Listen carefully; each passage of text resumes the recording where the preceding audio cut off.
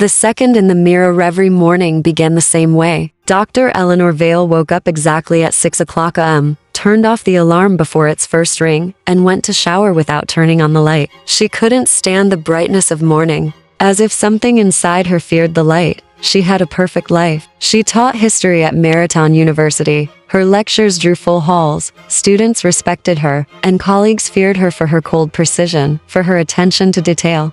No one knew how tightly Eleanor controlled herself. No one knew why it all started after 8 in the evening. She would put on a red coat, red lipstick, remove her glasses, hair loose, a stranger's perfume on her wrist, and she would get behind the wheel, to the next town, always a different one, never repeating the route. Somewhere along the way she would vanish, and the other would wake up.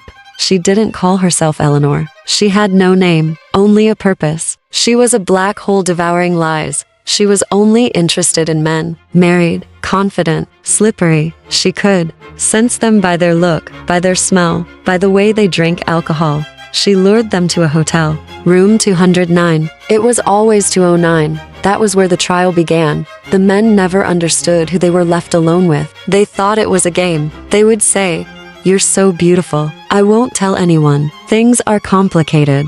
With my wife, she would listen, and then she would start talking herself about how lies were a virus, how betrayal must be punished, how she was the last one who still remembered justice. They didn't believe her.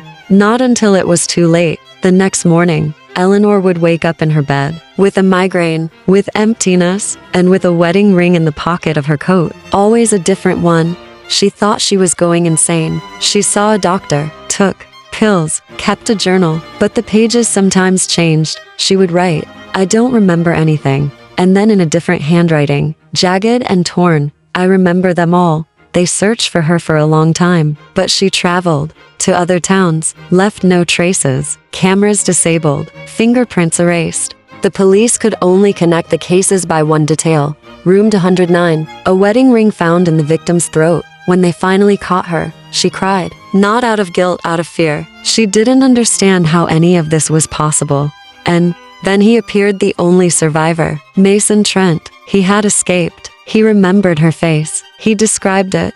But when he saw Eleanor in court, he froze. "It's her." "But it's not her," he said. Her eyes were different, cold, like glass over a corpse. The forensic psychiatric evaluation confirmed it. Dissociative identity disorder, psychosis triggered by emotional trauma. They dug into her past, and they found that night 8 years ago, the night she had caught her fiancé in bed with a student, the night the student died and Eleanor disappeared for 2 days. That was when the second was born. The shadow, the punisher, the nameless one. She was declared legally insane. A lifetime sentence in Black Hollow Psychiatric Clinic. Her victim count had surpassed 30, and no one knew where it ended. In the ward, she would sit by the window. She gave quiet lectures to other patients, polite, fragile. But after 8 in the evening, she was required to keep her tracking bracelet on. The camera switched to permanent recording. Sometimes Eleanor would sit by the mirror and whisper, "Please, don't come out. Please, don't take me again." And one day, one of the orderlies noticed his ring was gone. On Eleanor's bed they found a note. Letters cut out from a magazine. "I'm no longer in the mirror. Now I'm outside." A year had passed since Eleanor Vale was admitted to Black Hollow, a facility where patients rarely leave. The hospital stood on the outskirts, surrounded by forests and misty swamps, as if forgotten by history itself. Every day was the same. Pills, silence, restrained conversations with the psychiatrist. Dr. Harris said she was recovering. Eleanor smiled. She tried to believe him, but every day, the reflection in the mirror lingered longer, out of sync with her movements. The second was returning.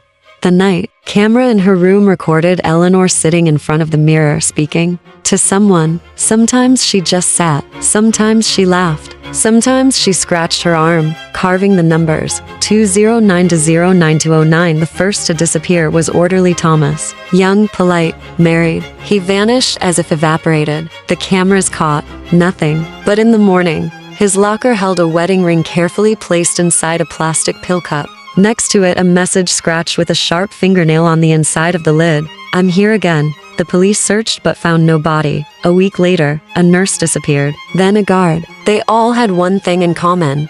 They wore wedding Rings, Dr. Harris began to doubt. We have a closed system, he said. No one comes in or goes out, but the disappearances continue.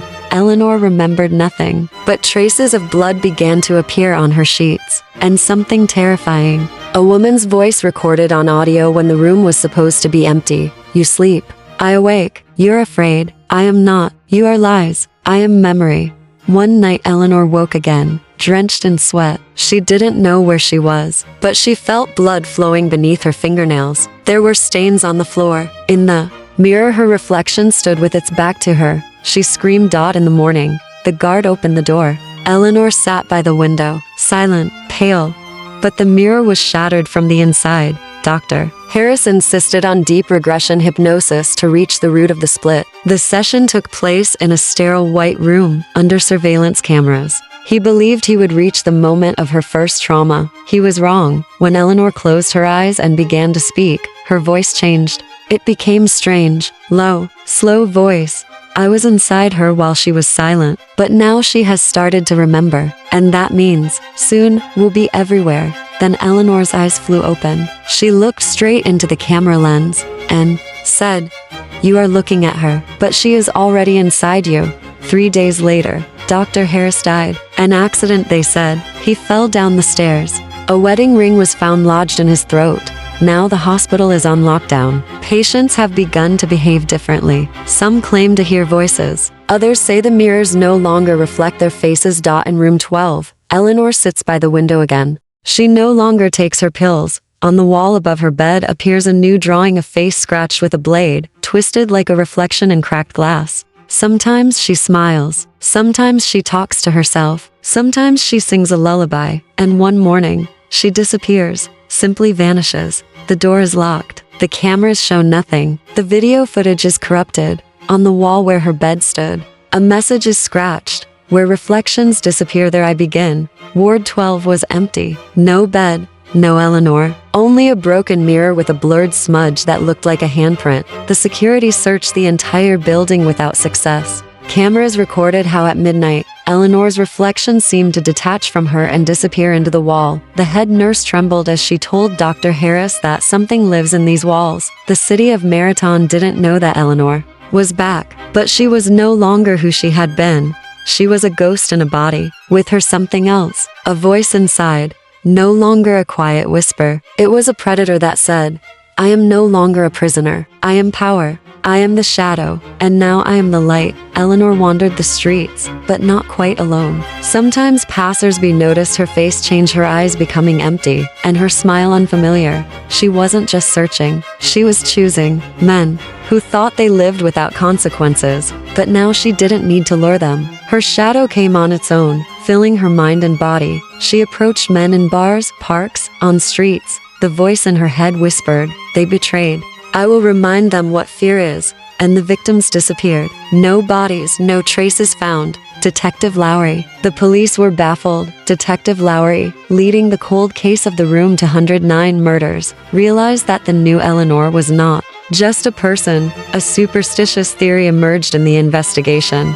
This is not a killer. It's a curse. Lowry began searching for evidence not only in physical proof but also in city legends, old tales about mirrors and shadows. Eleanor increasingly heard the voice of the shadow not as a whisper, but as a command. In a dialogue with herself. Do you want to live? Do you want to be free? Or do you want to control? Each night was a battle. One night, Eleanor met a man who was not afraid. He looked her straight in the eyes and said, I know who you are, and I am not afraid of you. Her shadow erupted with rage, but Eleanor, for the first time in a long while, felt doubt. This was the beginning of a new chapter.